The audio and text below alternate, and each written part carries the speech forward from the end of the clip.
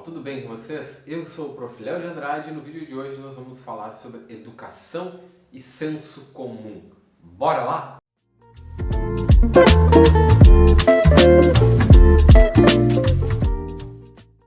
Bueno, gente, é falar de que educação na verdade não é senso comum, né? Mas antes de tudo eu acho que a gente precisa entrar na delimitação do tema de o que é afinal senso comum, por exemplo.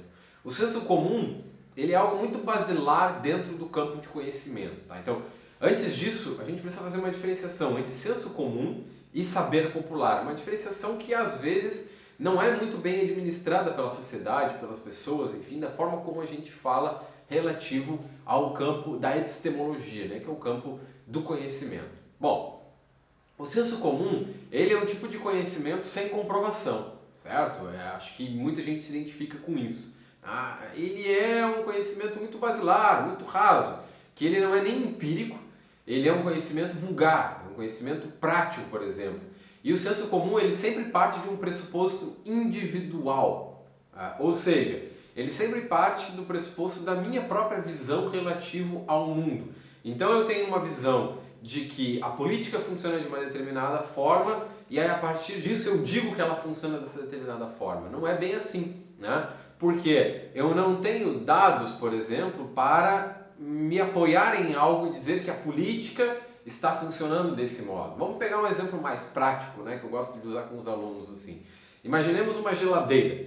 Aí a partir do senso comum eu digo, não, uma geladeira ela funciona a partir do momento que eu ligo a tomada e ela gera um resfriamento. Né? Gera um resfriamento ali que vem do congelador e para isso tem que ter gelo para funcionar. Quer dizer, eu não estou falando nada com nada, essa é a partir da minha percepção individual. Se você falar com um técnico de geladeira, ele vai dizer que não é bem assim. Existe uma série de mecanismos que fazem uma geladeira funcionar. Existe um motor, né? Existe uma série de engrenagens pequenas ali. Eu não sei como uma geladeira funciona, tá? Só estou dando um exemplo. Mas existe uma série de engrenagens e mecanismos que fazem ela funcionar e que fazem ela atuar. Mas eu não posso simplesmente, a partir da minha individualidade, dizer que ela funciona dessa forma. O campo do saber popular ele é um pouco diferente, por exemplo. Né?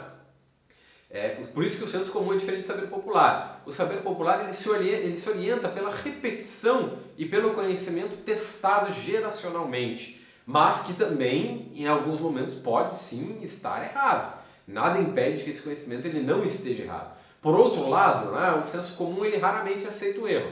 O saber popular, por exemplo, o que você vai ter no saber popular? Vai ter o clássico exemplo do bolo quente que dá dor de barriga, né? Nossas avós, bisavós, enfim, costumavam dizer para as crianças, fulano, não come o bolo quente porque o bolo quente dá dor de barriga. Em primeiro caso, elas queriam dizer isso porque elas não queriam que a criançada fosse lá e devorasse o bolo em seguida que saísse para guardar para o café. Em segundo, porque no passado os bolos eram feitos com banha, muita gente ainda faz, né? Com banha, e esse composto, quando aquecido, gera uma série de intempéries estomacais que vão gerar dor de barriga. Isso está comprovado pela ciência hoje. Então, quer dizer, há aí um conhecimento geracional, tal como há na infusão de chás, na plantação, né, no determinado cultivo de determinadas plantas. O conhecimento testado geracionalmente pode estar errado, e às vezes se aceita o erro.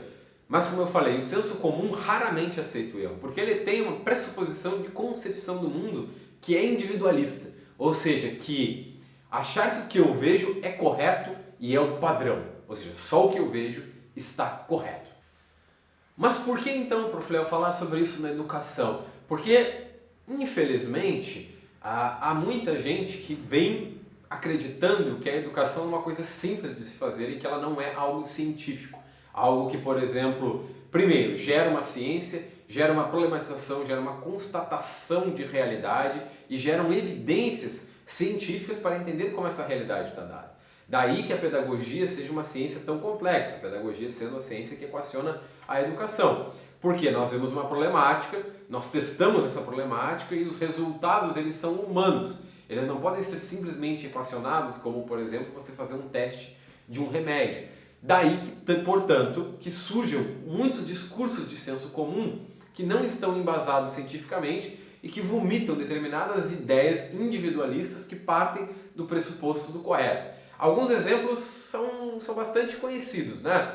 Vamos lá. a privatização da educação melhora a educação. Nós não temos dados científicos sobre isso, por exemplo. Pelo contrário, nós temos assistido que processos de privatização, tal qual ocorreu com a educação nos Estados Unidos, têm sido cada vez mais defasadores do ensino e aprofundado ainda mais a desigualdade social entre as pessoas que não conseguem acessar a educação.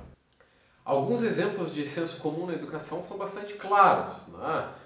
A ideia de que a privatização da educação melhora a educação no geral. Nós não temos dados científicos sobre isso. Pelo contrário, o que nós estamos assistindo no Brasil e que assistimos nos Estados Unidos mostram que a privatização da educação cria uma desigualdade social cada vez maior entre pessoas que acessam esse serviço e cria uma defasagem no ensino também, porque você não tem um controle sobre o que está acontecendo. A escola cívico-militar melhora a educação. Não há dados científicos sobre isso também, porque nós não conseguimos acessar as escolas cívico-militares para saber se essas escolas são melhores, justamente porque há um processo que impede a ciência de ser feita lá dentro, né? Os alunos são preguiçosos, professor é tudo igual, sempre sem querer fazer nada. Não há dados científicos que mostrem que os professores são preguiçosos. Pelo contrário, as melhores escolas do país são as escolas públicas, né? O Estado está inchado e gasta muito, e gasta mal na educação. Pelo contrário, o Estado gasta muito pouco na educação, se é que a gente pode falar gasto, né? Por exemplo, o Brasil está abaixo da média daquilo que se investe em educação no mundo inteiro, considerando que os países que investem a média na educação investem 1,9 vezes mais. Os alunos são violentos porque a família não educa. A violência tem muito pouco a ver com o processo de educação da família ou não, sendo que a escola é um espaço de socialização dos sujeitos. A gente tem outras evidências para mostrar por que os alunos estão violentos, considerando a escola também como um espaço de violência, né? Outra fala que se escuta muito: hoje é tudo muito fácil para os alunos e na minha época não tinha essas facilidades. Isso está vinculado ao saudosismo que as pessoas têm. O tecnicismo me ensinou a fazer imposto de renda, então todos devem saber fazer imposto de renda. O quê? Se você foi ensinado a fazer algo, por que todos devem saber fazer isso também? Eu vi que meu primo não está alfabetizado, logo todas as crianças da idade dele estão com déficit de alfabetização. Se o seu primo for considerado como parte de uma pesquisa abrangente, então talvez sim, mas como o seu primo é só seu primo, isso é senso comum. Agora, por que falar sobre isso? Porque a problemática da educação ela é uma questão complexa. A educação envolve a sociedade como um todo. Envolvendo a sociedade como um todo, existem aspectos holísticos na educação que a gente não pode ignorar. Eu não posso simplesmente presumir que, porque o meu primo não está alfabetizado na idade correta, há uma culpabilização no processo de aprovação automática das crianças e todas as crianças da faixa etária dele não estão alfabetizadas, quando o problema da não alfabetização no Brasil é extremamente mais complexo e vem acontecendo há 200 anos. Quer dizer, a educação ela envolve uma política direcionada, ela envolve filosofia da educação. Filosofia da educação envolve os problemas existenciais que a educação se imbui de resolver. Quer dizer, quando a gente fala de filosofia da educação, a gente está falando sobre problemas existenciais, complexos. No campo da sociologia da educação, por exemplo, a gente está falando dos problemas sociais da educação. E na história da educação, o que foi e não mais é. Daí, a partir disso, com esses aspectos colocados cientificamente, a gente tem uma materialidade. Aquilo que realmente é e que realmente se coloca. Daí, então, eu chego no próximo ponto que eu queria tocar, que é consciência filosófica e senso crítico na educação. Eu deixo esse ponto declarado assim, principalmente para professores e professoras, mas também para outras pessoas que me acompanham, pais e mães, avós e avós, enfim. Mas professores e professoras, principalmente, não podem cair nesse reducionismo científico da educação. Eu não posso, a partir da minha realidade escolar, da escola que eu atuo de periferia, fazer uma análise de outra realidade escolar e dizer, não, todas as escolas são dessa forma por conta da que eu atuo. Não posso. Eu preciso me deter em analisar cientificamente a realidade dessas comunidades, dessas escolas, desses espaços, desses trabalhos. E o mesmo se aplica a outras pessoas que querem buscar soluções rápidas para a educação, porque aqui é que mora o perigo. Tá? Por ser complexa, a educação requer soluções complexas. Não é simplesmente você dizer que o seu primo não é alfabetizado porque ele é preguiçoso. Não é assim que funciona. Existe uma série de relações colocadas nisso aí. Motivação intrínseca, externa, enfim, né? Há um papel muito abrangente que a mídia faz hoje, por exemplo, com matérias jornalísticas, matérias de televisão, em trazer soluções simples para a educação. Em você dizer, olha, a solução para a educação é privatizar a educação, vamos dar para a iniciativa privada. A solução para a educação é a educação cívico-militar. Essas poderiam ser soluções sim, mas para isso a gente precisa analisar elas e ver dados científicos. Se existem dados que são contrários a elas, como é que a gente vai aplicar isso? Como é que a gente vai testar isso? Como é que a gente vai se colocar? Então, quer dizer, toda solução simples ela parte de uma pressuposição ou de senso comum ou de interesses corporativos que estão por trás disso. Fazer educação requer tempo, requer avaliação e requer reavaliação. Daí que se coloca então a importância da filosofia da educação, por exemplo, da gente entender o problema complexo existencial da educação, que é acompanhar reflexiva e criticamente a atividade educacional de modo que a gente explicite os seus fundamentos, que a gente aponte as contradições desses fundamentos e que a gente passe a refletir sobre os seus caminhos. Isso quer dizer, olha, vamos testar a educação de tempo integral. Ok, mas não só uma educação de tempo integral, uma educação de tempo integral e integral. Vamos testar ela em algumas escolas, ver como funciona durante alguns anos, né? Ver os fundamentos, ver o que funcionou e o que não funcionou, apontar as contradições e refletir sobre os caminhos. Não é simplesmente dizer, olha, vamos colocar todas as escolas de forma integral porque isso vai solucionar o problema. Como você sabe que vai solucionar o problema? Tá? Então, o senso crítico e o senso comum, eles não caminham junto. Evidentemente que você que acompanha o canal, que enfim, você não precisa saber tudo sobre educação e você não precisa saber tudo sobre tudo, que é uma grande dificuldade que a gente tem nos tempos atuais. Mas você pode avançar rumo a um conhecimento mais profundo. Todos nós podemos sobre qualquer coisa, tal como eu posso avançar sobre um conhecimento mais profundo relativo a uma geladeira, né?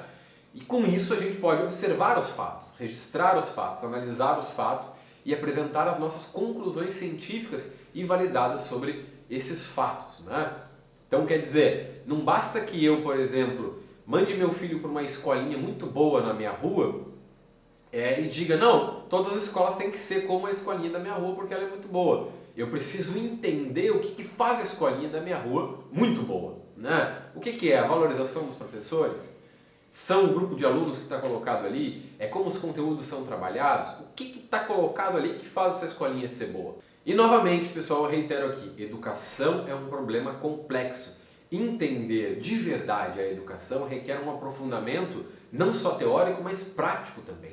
Requer entender o holístico, requer entender o todo, requer atingir uma consciência filosófica sobre o assunto e não simplesmente a gente vomitar e reproduzir aquilo que dizem e dizer porque o posto de saúde na minha rua é ruim, outro exemplo, quer dizer que todos os postos de saúde são ruins, porque os funcionários da escola do meu filho não querem nada com nada, todos os outros professores não querem nada com nada também. A gente precisa analisar os fatos e parar, por exemplo, de comprar aquilo que a mídia diz como uma panaceia, que é um grande problema da educação. As panaceias e soluções simples para problemas complexos. Bueno, gente, esse foi o vídeo dessa semana. Se você curtiu, deixa o gostei aí embaixo e se inscreve no canal. Uma lua, um queijo e um beijo.